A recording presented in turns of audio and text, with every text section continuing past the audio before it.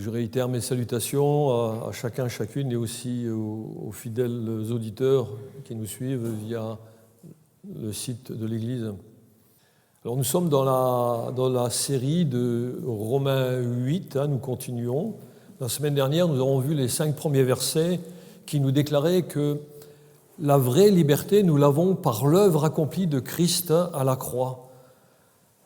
Et cette liberté ne peut en aucun cas venir par la loi, ni par l'observance de règles religieuses, aussi belles et bonnes peuvent-ils être ou paraître.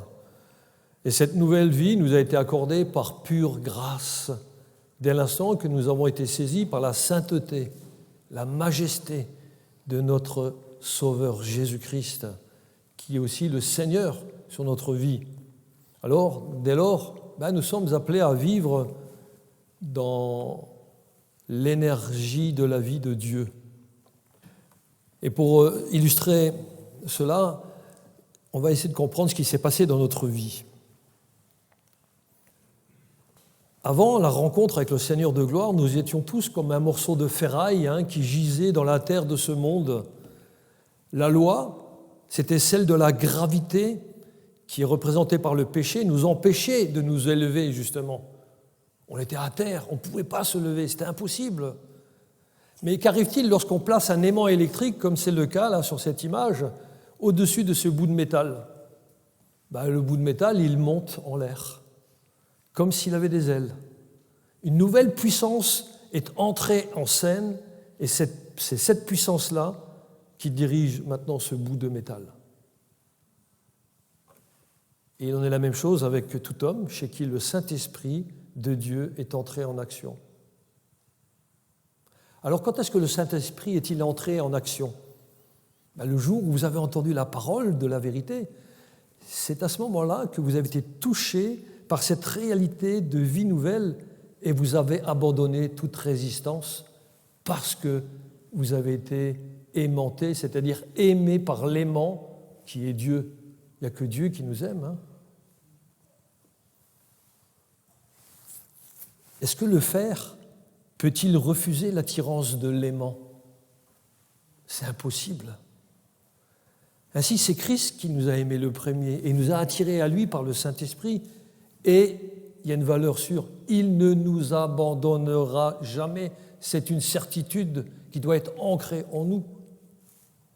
Alors, à ce moment-là, il y a une répercussion dans notre vie et cela devrait se voir et s'entendre.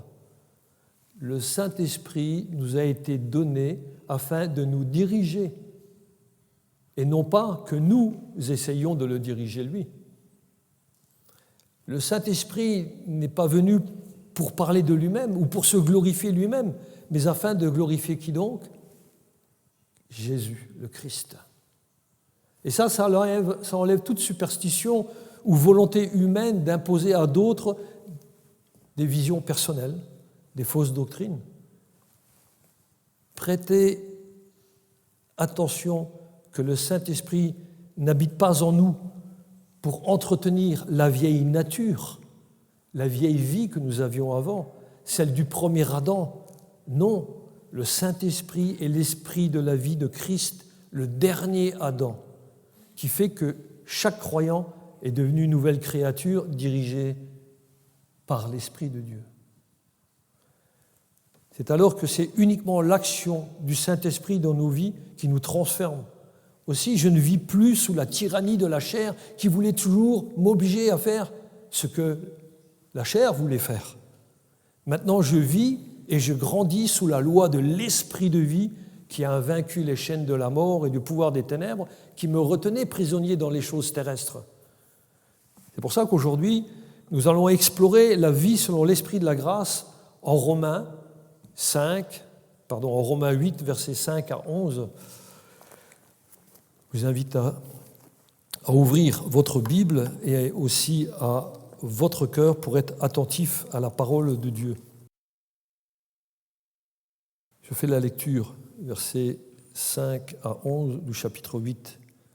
Il nous est dit « Ceux, en effet, qui vivent selon la chair s'affectionnent aux choses de la chair, tandis que ceux qui vivent selon l'esprit s'affectionnent aux choses de l'esprit. Et l'affection de la chair, c'est la mort, tandis que l'affection de l'esprit, c'est la vie et la paix. Car l'affection de la chair est inimitié contre Dieu, parce qu'elle ne se soumet pas à la loi de Dieu et qu'elle ne le peut même pas. Or, ceux qui vivent selon la chair ne sauraient plaire à Dieu. Pour vous, vous ne vivez pas selon la chair, mais selon l'Esprit, si du moins l'Esprit de Dieu habite en vous. Si quelqu'un n'a pas l'Esprit de Christ, il ne lui appartient pas. Et si Christ est en vous, le corps, il est vrai, est mort à cause du péché, mais l'Esprit est vie à cause de la justice.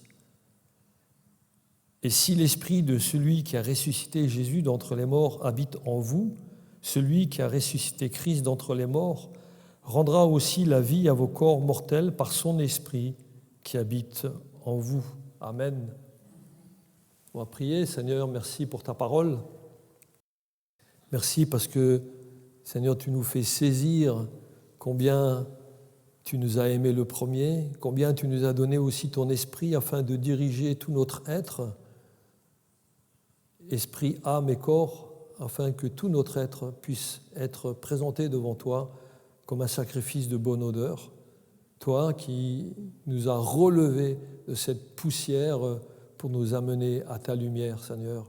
Et nous voulons vraiment, Seigneur, appliquer cette parole à nos vies, à ne plus laisser agir le vieil homme, cette vieille nature charnelle qui fait tant de dégâts, mais au contraire, Seigneur, que ce soit ton esprit de vérité qui nous conduise, nous enseigne et que chacun puisse avoir un cœur ouvert afin que ses pensées et ses facultés soient tout entièrement dirigées vers toi. Aussi, nous te rendons grâce, Père, dans le précieux nom de Jésus-Christ, qui nous a envoyé ton esprit de vérité et qui nous fait marcher dans cette liberté de t'appartenir en entrant dans la sainteté de vie à laquelle tu nous appelles. Ainsi, ton nom, Seigneur, est glorifié. Amen. Amen. Donc, il y a un appel à vivre la vie de Christ dans l'énergie de l'Esprit de Dieu. Vous avez entendu les paroles de Paul. Il veut nous faire saisir la différence entre le vrai croyant et l'homme naturel. Et cette différence, voyez-vous, elle n'est pas superficielle, mais elle est absolue. Le chrétien vit dans l'esprit. Le non-chrétien est dominé par la chair et il marche vers la mort. Et pour saisir cela, il y a 4 contrastes qui nous sont présentés. Le premier, c'est vivre selon les penchants naturels ou selon l'esprit.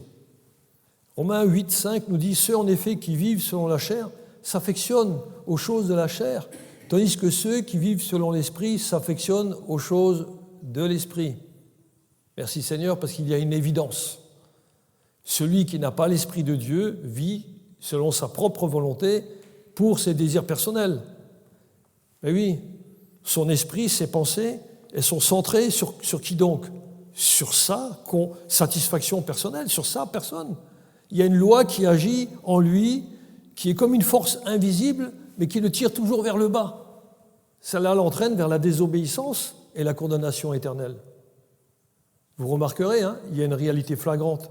Ceux qui vivent selon la chair ne recherchent que les désirs de la chair. Ils aiment tous les plaisirs immédiats, qu'ils soient sensuels, sexuels, ils sont avides de pouvoir, avides de dominer. Ça veut dire que l'orgueil, il est maître dans cette personne-là. Ils recherchent une gloire terrestre. Vous pouvez le voir, vous regardez un peu les informations, vous voyez regarder tous les hommes politiques qu'il y a à travers le monde, ils font tous pareil. Ne leur ressemblez pas, dit le Seigneur. Leur esprit, leur intelligence est façonnée par ce qui passe, c'est-à-dire par une vie éphémère. Vanité des vanités, tout est vanité. Leur âme, elle est gouvernée en fin de compte par ce qui pourrit. Oui, le corps va pourrir. Mais le vrai croyant, il a autre chose en lui. Il a l'Esprit de Dieu. Il a une autre affection pour une sphère nouvelle. Il recherche les choses d'en haut. Vous avez tous fait du vélo déjà ? Quand vous faites du vélo, est-ce que vous avez les 2 mains sur le guidon et vous regardez comme ça la tête en bas, ou bien vous regardez vers là où vous allez ? Le chrétien, c'est la même chose. Il regarde vers là où il va. Il regarde vers les choses d'en haut, vers les choses de Dieu. Il ne regarde pas vers les choses de la terre. C'est fini. Parce que quand il est comme cela, il regarde vers les choses célestes, il est en équilibre dans sa vie. Il ne tombe pas. Et c'est justement à la conversion que nous avons eu cette puissance en nous. Parce que notre être entier a été confondu par la sainteté de Dieu. Et la sainteté de Dieu, elle est là pour nous purifier. Donc, à partir de ce moment-là, notre cœur, il est dominé par la crainte du Seigneur. Mais quelle crainte est-ce? C'est une crainte pour éviter de lui déplaire. C'est-à-dire, c'est une crainte parce que nous avons peur de pécher contre lui. Ça doit être notre crainte. La crainte du Seigneur sera votre force. Et maintenant, mon esprit est maintenant façonné par la parole de Dieu pour me l'appliquer à moi, à mon nouvelle existence. Et de cela découle maintenant une adoration authentique vécue aussi dans l'assemblée avec vous, mes frères, mes sœurs. Pas pour donner l'impression d'être performant, mais parce que ça, c'est vraiment vivant en nous. Et de plus, qu'est-ce qui se passe aussi? Il y a un service chrétien qui est marqué par la joie d'appartenir au Seigneur. Et ce que je le fais d'une manière intelligente et dévouée. Le contraste, il est évident, hein. Il y en a un qui vit pour lui-même, mais le chrétien vit pour l'esprit que Dieu a mis en lui. Ça implique chérir l'esprit par lequel on vit. C'est lui seul qui a la puissance pour faire mourir le péché qui est en nous, le Saint-Esprit. Lui seul a la puissance pour faire mourir le péché qui est en nous. Alors effectivement, le croyant n'est pas parfait, mais sa vie, elle est orientée différemment. Est-ce que vous le remarquez dans votre vie? Nouvelle orientation. Merci Seigneur. Le deuxième contraste, c'est la mort ou la vie. Romains 8,6. Et l'affection de la chair, c'est la mort. Tandis que l'affection de l'esprit, c'est la vie et la paix. Merci Seigneur pour cette paix. Voyez-vous, un non-croyant vit physiquement, mais spirituellement, il est mort. Sa vie, en fin de compte, elle refuse d'être gouvernée par l'esprit. En finalité, ça sera la séparation éternelle avec Dieu qui sera en enfer. Galates 6,8 nous dit « Celui qui sème pour sa chair moissonnera de la chair la corruption, mais celui qui sème pour l'esprit moissonnera de l'esprit la vie éternelle. » Il y a une réalité visible, parce que la vie éternelle que nous avons en nous, ça doit se voir. Parce que l'Esprit de Dieu, ça c'est la vie de notre âme, et ça doit se voir, ça doit s'entendre. Parce que sans cet esprit-là, tout homme est mort, même s'il respire. Un homme mort, voyez-vous, il ne peut pas répondre aux sollicitations de l'esprit. Mais alors, qu'est-ce qu'il va essayer de faire, cet homme qui est mort, pour essayer de faire croire qu'il est chrétien? Il essaiera toujours en vain de mener une vie irréprochable en étant religieux. Mais il n'a pas la vie spirituelle, parce qu'il lui manque justement cet esprit de vie de Christ. Donc, nous devons comprendre qu'il y a une distinction à reconnaître. C'est 1 Jean 3,9. Quiconque est né de Dieu ne pratique pas le péché. Parce que la semence de Dieu, c'est l'Esprit de Dieu. Hein, parce que la semence de Dieu demeure en lui et il ne peut pécher parce qu'il est né de Dieu. Alors cela demande quelques explications, n'est-ce pas? On voit que chez une personne, il n'y a pas de paraître chez le chrétien, mais il y a une réalité de conversion. Et ça se voit. Parce que dans le chrétien, quand il pêche, il y a quelque chose en lui qui sonne l'alarme et qui lui dit « il faut se repentir ». Et en faisant cela, il ne pratique pas le péché, puisqu'il s'en détache. Il demande pardon. Et ça prouve qu'il a l'affection de l'Esprit qui est en lui.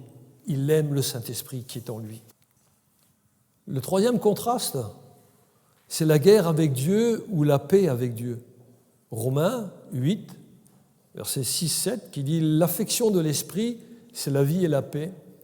Car l'affection de la chair est inimitié contre Dieu, parce qu'elle ne se soumet pas à la loi de Dieu et qu'elle ne le peut même pas. » Il y a là une vérité absolue mais terrible.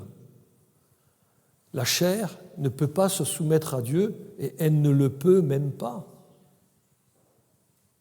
Est-ce qu'on est convaincu de cela? Tant que l'Esprit Saint n'est pas en nous, on ne peut pas se soumettre à Dieu. Mais quand il est en nous, quelle action de grâce, n'est-ce pas, que l'on peut redonner au Seigneur. Voyez-vous, il y a une évidence. La vieille nature se rebelle sans cesse contre Dieu, même si elle est religieuse, parce qu'elle ne peut pas se soumettre à lui. C'est impossible.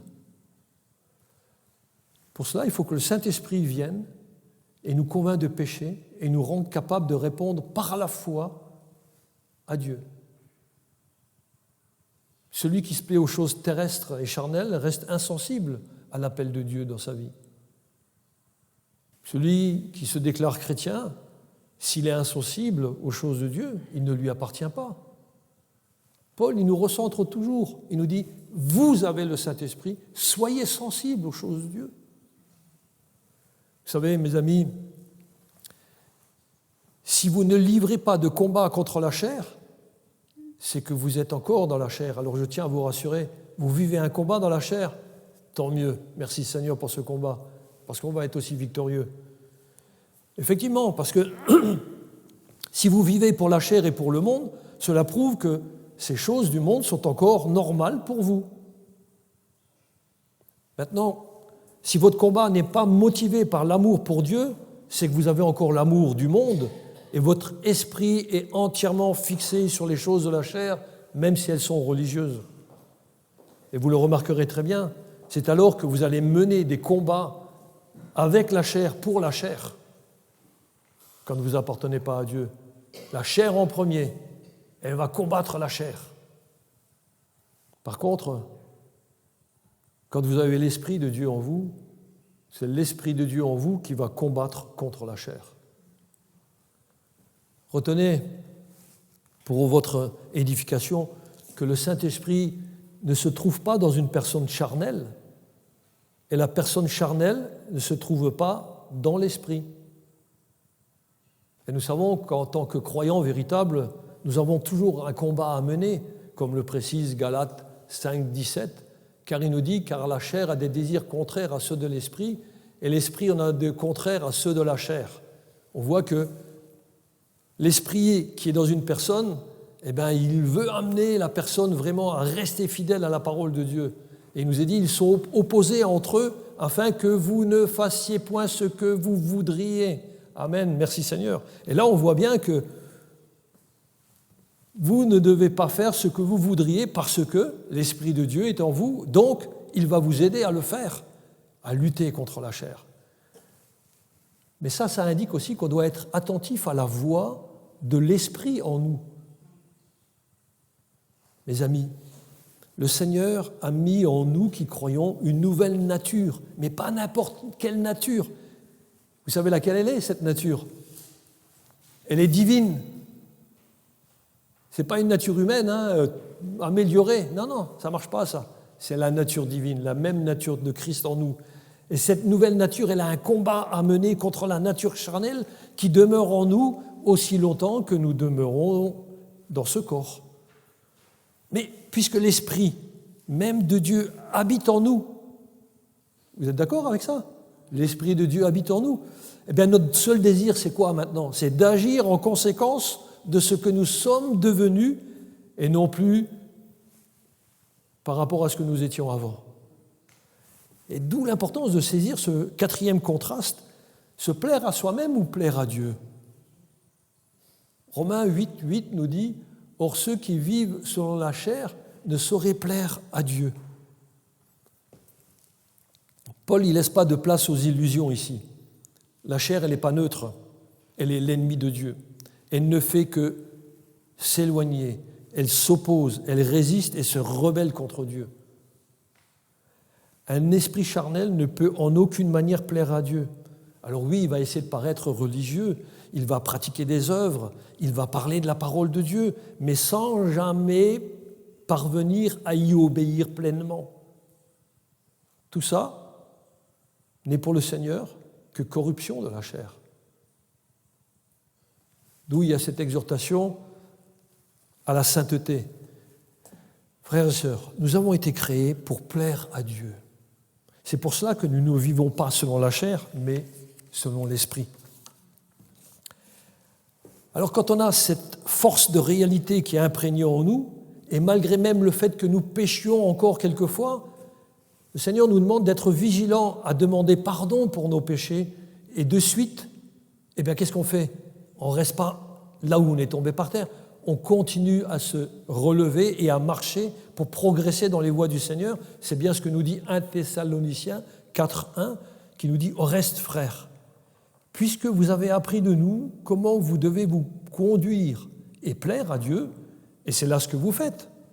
Nous vous prions, mais nous vous en conjurons au nom du Seigneur Jésus de marcher à cet égard de progrès en progrès. » Alors je veux te rassurer, mon frère et ma sœur, tu ne sais peut-être pas où tu en es, mais tu as reçu l'Esprit de Dieu en toi. Et là où tu es, ce n'est pas encore là où tu dois être, parce que tu dois continuer à marcher de progrès en progrès. Donc pour marcher de progrès en progrès, rejoins les frères et les sœurs, rejoins avec tes pensées la parole de Dieu qui va se joindre à ta pensée pour appliquer à ton existence la volonté du Seigneur. Vous l'avez entendu, nous ne sommes pas encore arrivés à une pleine maturité. Alors, malgré nos faiblesses, continuons de marcher de progrès en progrès. Et ça, voyez-vous, c'est encore une invitation à ne pas rester là où nous en sommes, mais à continuer de marcher d'une manière fidèle au Seigneur, en se confiant pleinement à celui qui a le pouvoir de nous maintenir debout.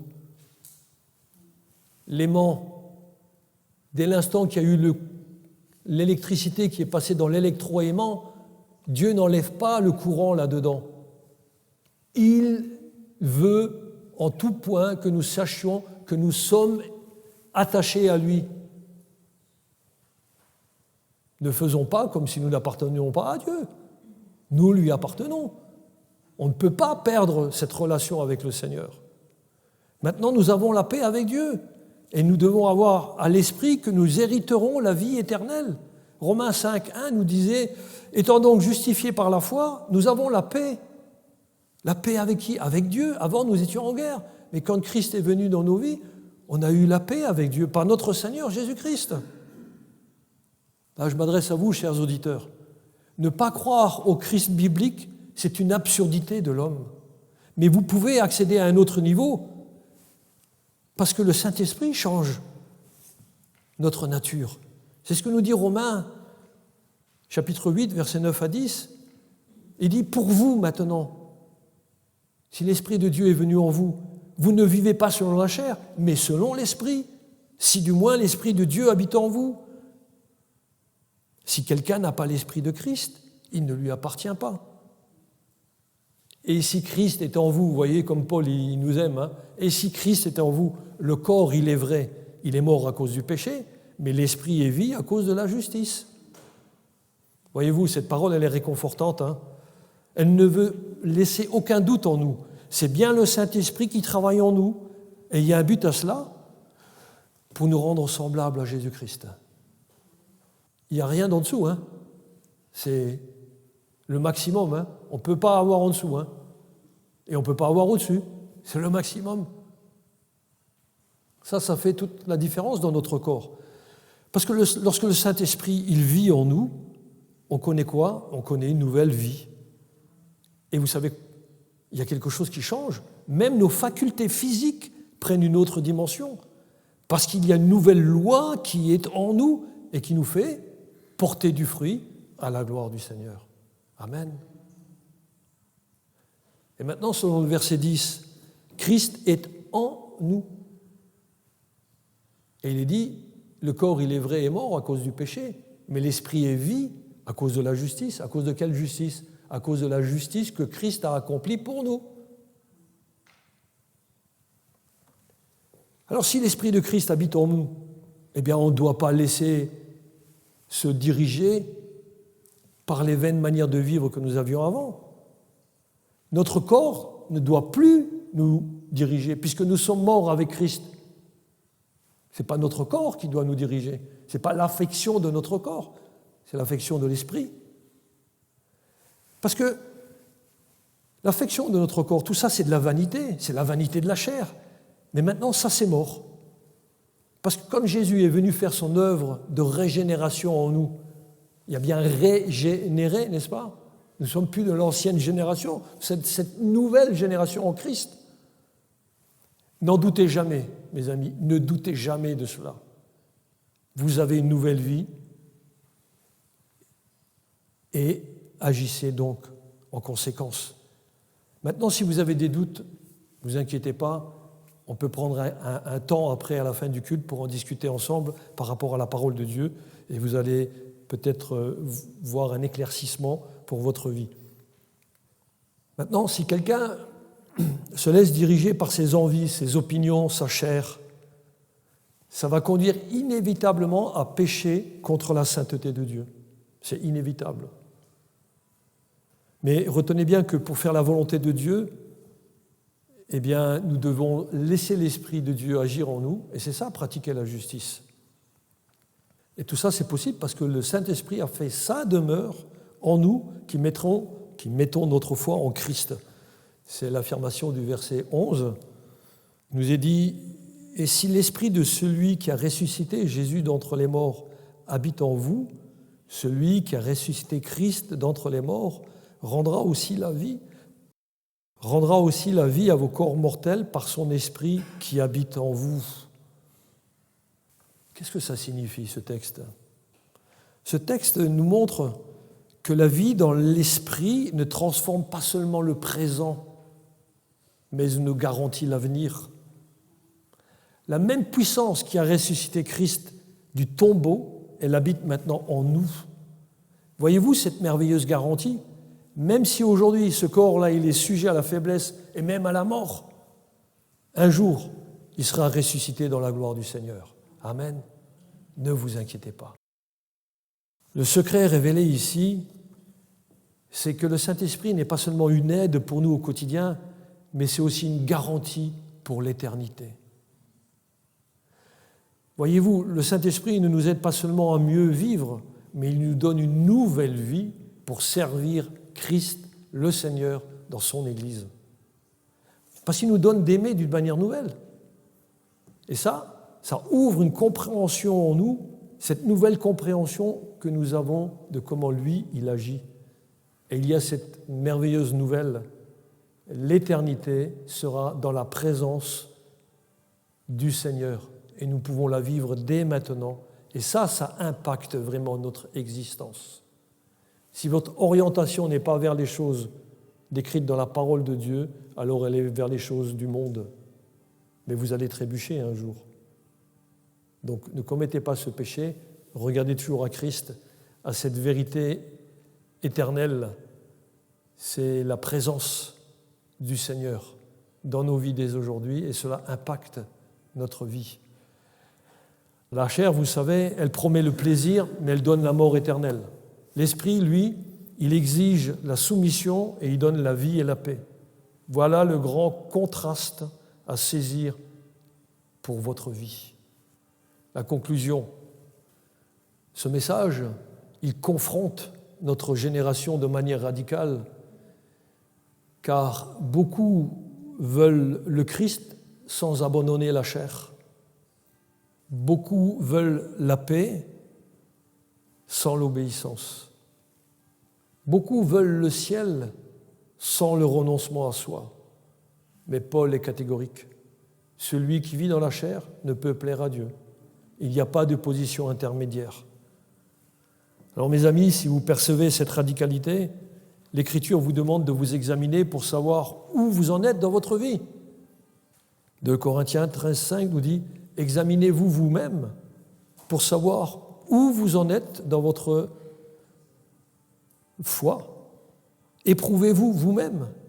Ne reconnaissez-vous pas que Jésus-Christ est en vous, à moins peut-être que vous ne soyez désapprouvé. » Paul, il veut que les Corinthiens et donc que tous les chrétiens puissent dire « Oui, j'ai la preuve, je veux montrer la preuve que je suis vraiment avec le Seigneur par une vie transformée, une vie changée. Et même si je pêche, je me repens. Mais je reviens toujours pour marcher de progrès en progrès pour le Seigneur. Alors il y a cette radicalité, je l'ai expliqué, soit vous êtes dans la chair en faisant ce qui vous plaît, démontrant que vous êtes toujours en guerre avec Dieu, alors vous marchez vers la mort. Ou alors, soit vous êtes dans l'esprit et vous vivez en paix avec Dieu en évitant tout péché. Alors vous faites ce qui lui est agréable et vous avez la vie éternelle auprès du Seigneur. La question n'est pas de savoir si vous fréquentez l'Église, mais de savoir si c'est vraiment l'Esprit de Dieu qui habite en vous, car s'il n'y habite pas, vous êtes encore dans la chair, et la chair est inimitié contre Dieu. Par conséquent, Romains 8, versets 5 à 11, nous appelle à un examen de conscience urgent. Il y a une urgence. Quelle est l'affection de votre cœur ? Avez-vous cherché les choses de l'esprit ou celles de la chair ? Votre vie reflète-t-elle la mort ou la paix ? La réponse à ces questions n'est pas seulement une question d'éthique, mais d'éternité. Parce que ceux qui vivent sur la chair moissonneront la mort. Mais ceux qui vivent dans l'esprit hériteront la vie et la vie éternelle. Amen. Alors n'oublions jamais, frères et sœurs, amis, que le vrai croyant est passé de l'esprit de servitude à l'esprit d'adoption pour glorifier notre grand Dieu et Sauveur Jésus-Christ en vivant dans l'énergie de l'Esprit de Dieu, ainsi que cela impacte votre vie pour sa seule gloire. Que Dieu vous bénisse, qu'il bénisse sa parole et qu'il vous garde dans sa vérité. Amen. On va prier. Seigneur, merci parce que tu clarifies, Seigneur, par ton serviteur toujours ta parole et aide-nous à en apprécier chaque mot et que chaque injonction à laquelle tu nous appelles est une exhortation à vivre dans la sainteté qui t'appartient. Merci parce que tu nous as donné une nouvelle vie. Seigneur, que nous soyons conscients d'agir en conséquence afin de te glorifier. Seigneur, et que cette journée soit encore une journée où nous puissions méditer ta parole en profondeur et l'appliquer dans notre cœur. Merci Père parce que tu nous aimes et tu ne veux pas que nous nous débattions dans les choses de ce monde, mais que nous regardions toujours aux gloires éternelles que tu nous as accordées en Christ, ton Fils, notre Seigneur, qui est béni éternellement. Merci Père pour le Saint-Esprit, que ton Esprit vienne encore ranimer, Seigneur, nos vies et que ceux qui ne t'ont pas accepté puissent saisir l'urgence de te laisser agir dans leur existence afin qu'ils puissent aussi apprécier la joie, Seigneur, de te connaître et de vivre en paix avec toi, Père Céleste, ainsi que ton nom, Seigneur, soit élevé dans nos vies. Amen.